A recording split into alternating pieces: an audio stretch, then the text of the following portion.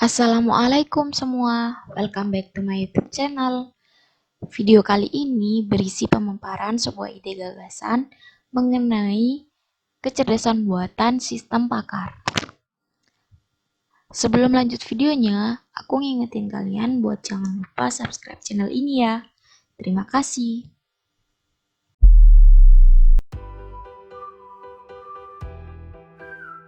Kecerdasan buatan atau yang sering disebut dengan AI adalah simulasi kecerdasan buatan yang dimiliki oleh manusia yang dimodelkan seperti halnya mesin dan diprogram oleh manusia, digunakan untuk berpikir selayaknya manusia seutuhnya.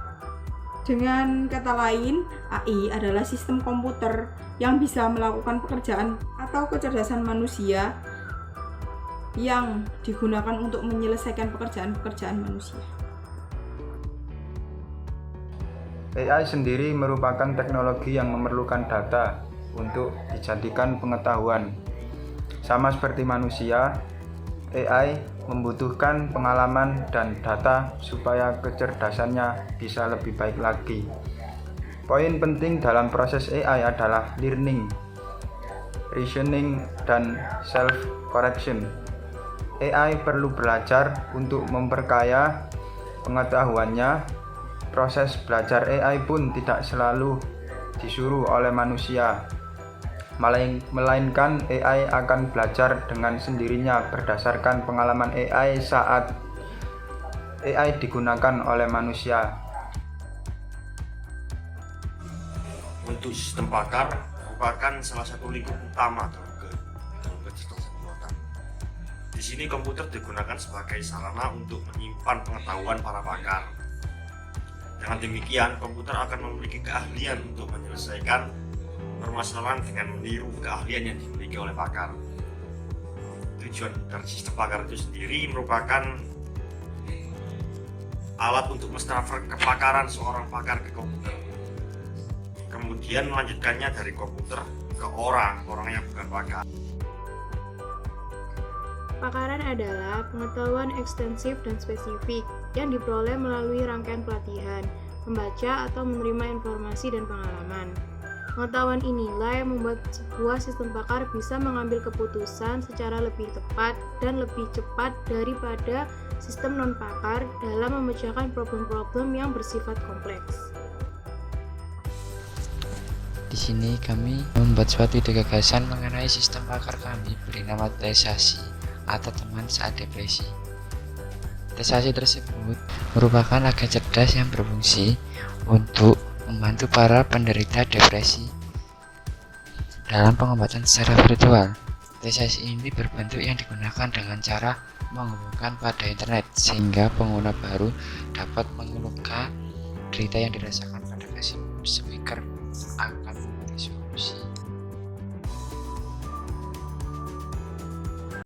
Performance measure dari tesasi sendiri.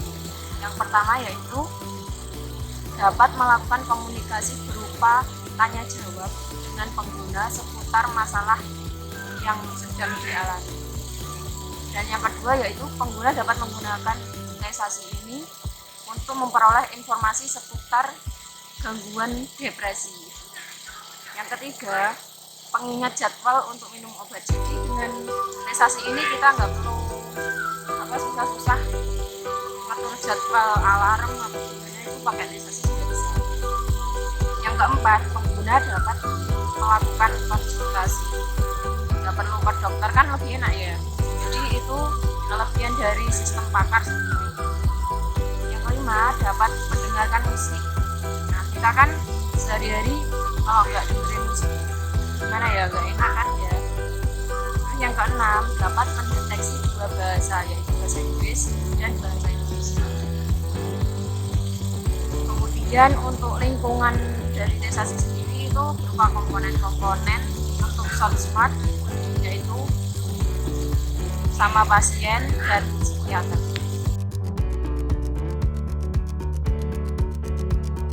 Untuk prinsip kerja dari tesasi sendiri adalah tesasi akan mulai aktif ketika mendapat suatu input yang berupa suara dari pengguna. Selanjutnya, suara yang diterima akan diterjemah kemudian akan dikirim ke server utama. Di server utama, input akan diproses sehingga mendapatkan suatu hasil atau output dari input yang telah diberikan. Selanjutnya, output akan dikirim ke tesasi, yang kemudian dikirim ke pengguna dalam bentuk audio. Selain itu, output juga akan dikirim ke smartphone pengguna melalui sebuah aplikasi yang terkait dengan tesasi, berupa laporan perkembangan kesehatan, hasil konsultasi, dan obat yang perlu diminum. Sekian pemaparan dari kelompok kami. Jangan lupa buat like, komen, dan share video ini kalau kalian suka. Terima kasih sudah menonton. Wassalamualaikum warahmatullahi wabarakatuh. See you next video. Bye-bye.